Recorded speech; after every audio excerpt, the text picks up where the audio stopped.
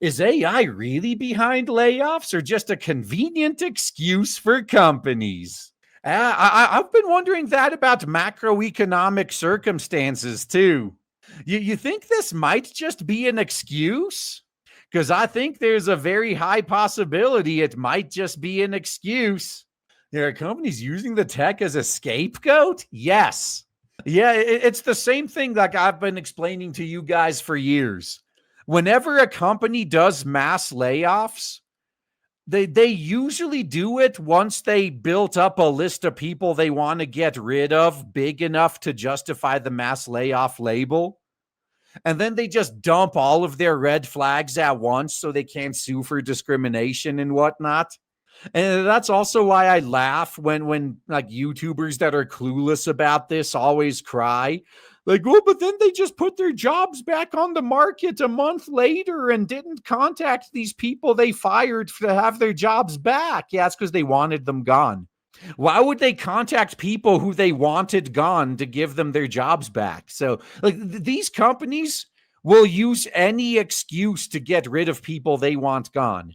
AI, macroeconomic circumstances, mass layoffs, redundancy, mergers, doesn't matter.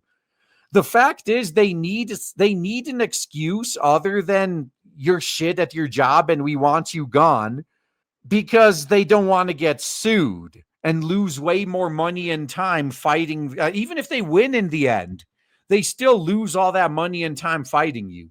So if AI gives them that convenient excuse to fire people they wanted to get rid of anyway, oh yeah, sorry guys, my AI.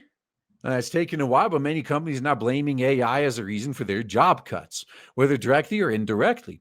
But is the technology really always to blame? It sometimes is, but most of the time not. Some critics argue AI has become a convenient scapegoat for firms laying off workers, much like return to office mandates, which some say amount to quiet firing in disguise. Oh, yeah. These return to office mandates are basically like what they do to you when you're put on a PIP. Like where they pretty much stress you out into quitting yourself. Because if you quit, they don't owe you unemployment. They don't owe you severance or any of that because you're the one who quit. So they just push you into quitting. They make the job as stressful and difficult for you as possible. So you will rage quit.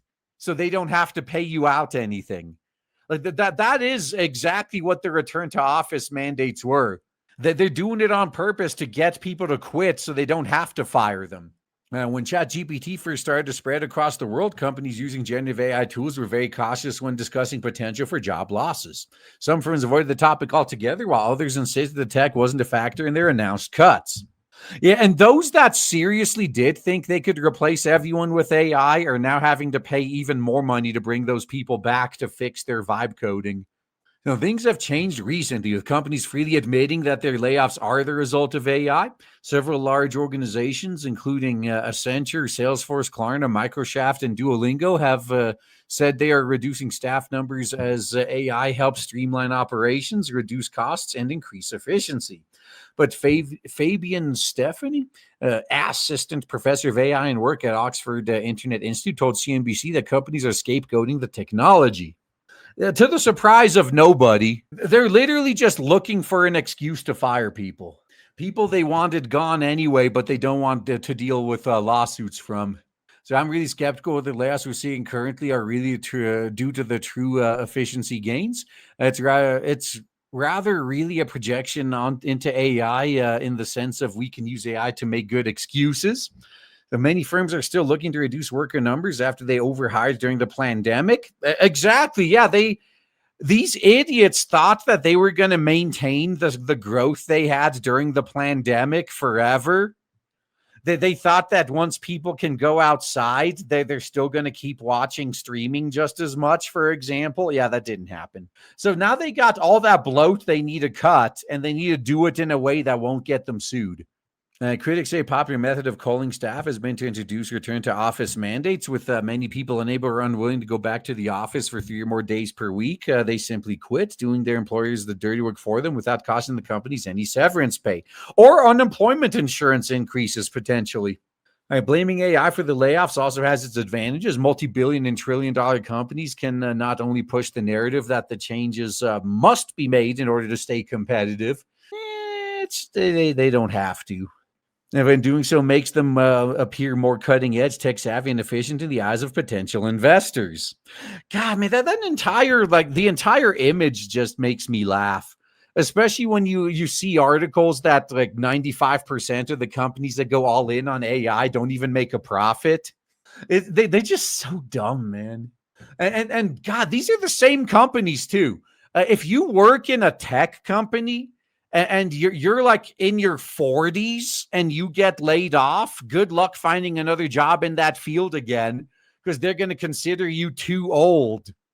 Like, yeah, the head of the department you're applying for is 70 years old, but you're too old to keep up with the tech industry, right? But for whatever reason, the droolers still fall for this. Interestingly, a study by the Yale Budget Lab a few weeks ago showed there's little evidence AI has displaced workers more severely than earlier innovations such as computers or the internet. Meanwhile, Goldman Sachs research has estimated that AI could only displace 6 to 7% of the U.S. workforce, though concluded the effect would likely be temporary. Yeah, just like any other disruptive technology, some jobs are going to go away forever, but others are going to be created. At least that's what the hope is.